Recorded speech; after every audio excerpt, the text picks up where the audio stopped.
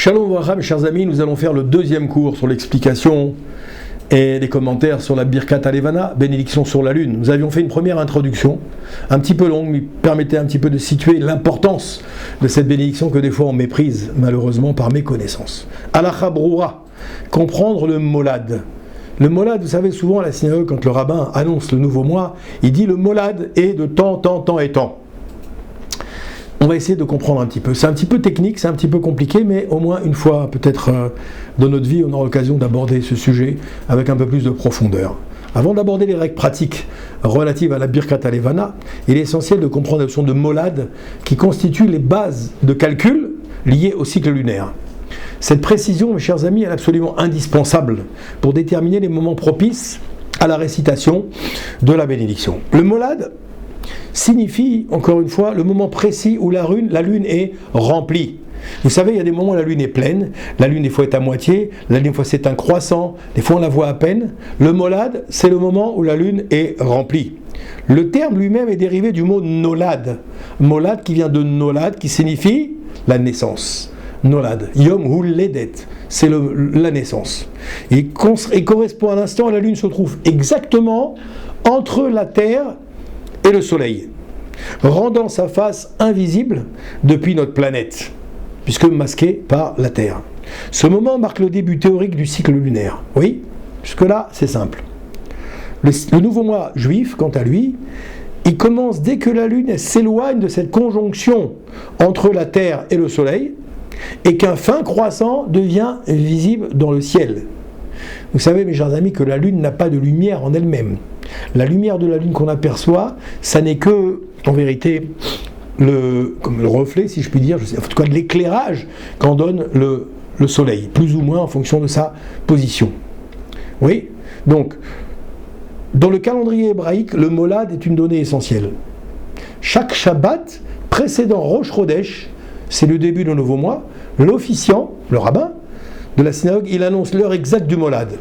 Et ce moment théorique, il repose sur une tradition ancienne qui a été transmise depuis Moshe Rabbeinu, depuis le Har Sinaï, selon laquelle la Lune émet en moyenne 29 jours, 12 heures, 793 chalakim pour faire son orbite, tourner autour de la Terre, soit environ 44 minutes et 3,3 secondes.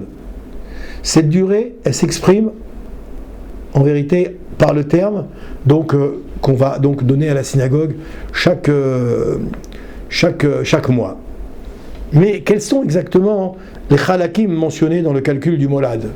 C'est quoi ces chalakim dont on parle? Une heure est divisée selon la tradition hébraïque, vous le savez, en 1080 chalakim. Quand je dis vous savez, peut-être que vous ne le saviez pas. Ça, c'est expliqué dans le Mishnah Broura au chapitre 326.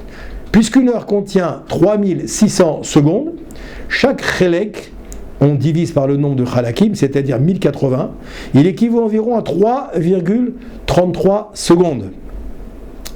Cette unité de mesure fine permet une extrême précision dans les calculs astronomiques traditionnels, notamment pour déterminer exactement le moment du molad, ce fameux molad. Le calcul du molad, il permet d'établir avec précision les dates du calendrier. Tout le calendrier juif est basé sur cette notion de molad. C'est pour ça que c'est important de le comprendre. Notamment celle de Rosh Chodesh chaque mois, et surtout celle de Rosh Hashanah. Rosh Hashanah qui dépend du molad de quel mois? Du molad de Tishri. Oui.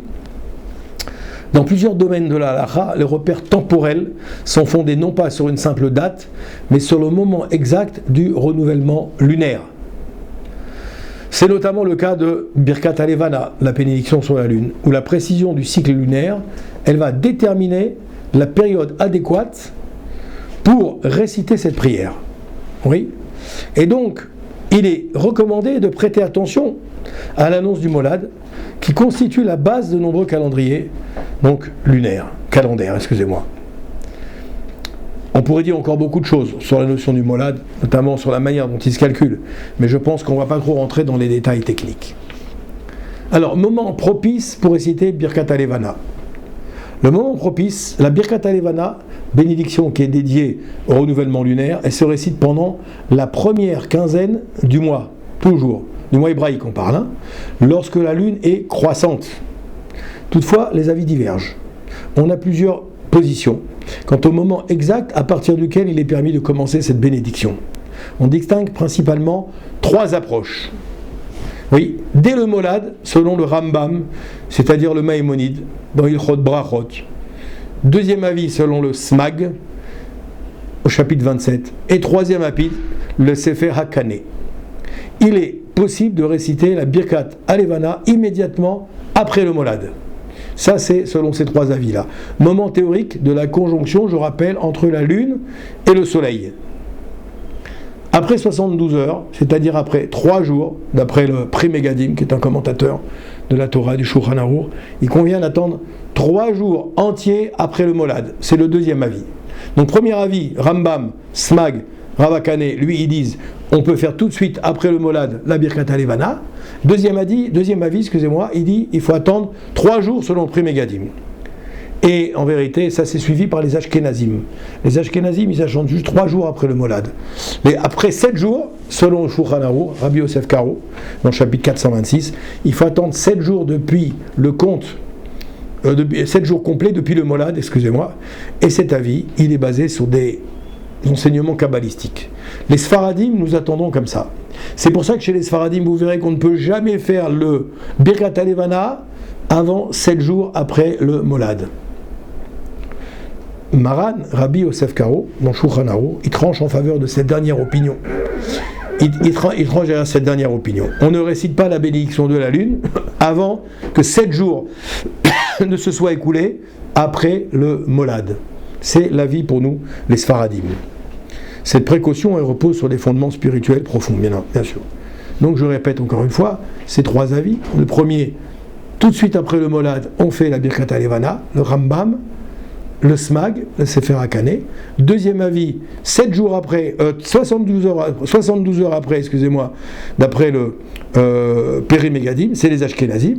Et les Sfaradim, on attend 7 jours après le Molad. Cependant, dans les pays de la diaspora, où les conditions climatiques rendent l'observation de la lune difficile, les décisionnaires y permettent de faire ça après 3 jours, a posteriori. D'accord ? A priori, les khatrila. De crainte de rater entièrement l'occasion de faire la bénédiction sur la lune. Okay ? On termine ici par une petite histoire qui est racontée ici dans le Sefer que j'ai ici. L'histoire est racontée comme ça. À Béaba, un rav qui s'appelle Rabbi Chaim Eleazar Shapira, auteur du Minchat Eleazar, un grand tzaddik. Il est en route vers Eretz Israël pour se rendre en visite là-bas vers un très grand tzaddik qui s'appelait le Maharsha, Sabba Kadisha Maharsha. Et donc, qu'est-ce qui se passe là-bas ? Un matin, alors que le Rav se trouvait à bord du navire, un navire qui s'appelait l'Orient, en direction de la Grèce, un autre grand bateau, il s'approche dangereusement du leur. Si proche qu'avec que quelques coudées d'écart. Un choc aurait été fatal, et tous les passagers du pont supérieur étaient en panique. Par miracle, les marins ont réussi à éviter l'accident, à faire dériver le bateau à la dernière seconde.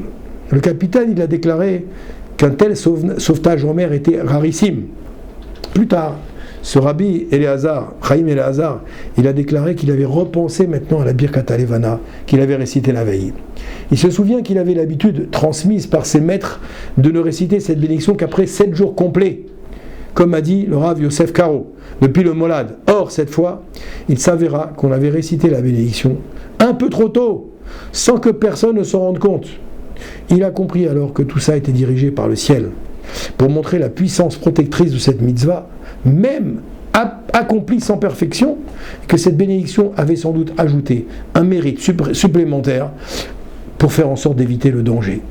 Alors, Bezrat Hashem, que chacune et chacun d'entre nous, on puisse faire la Birkat Alevana comme il se doit, dans les meilleures conditions, selon les Sfaradim après 7 jours, selon les Ashkenazim après 3 jours. Bracha ve'atzlacha.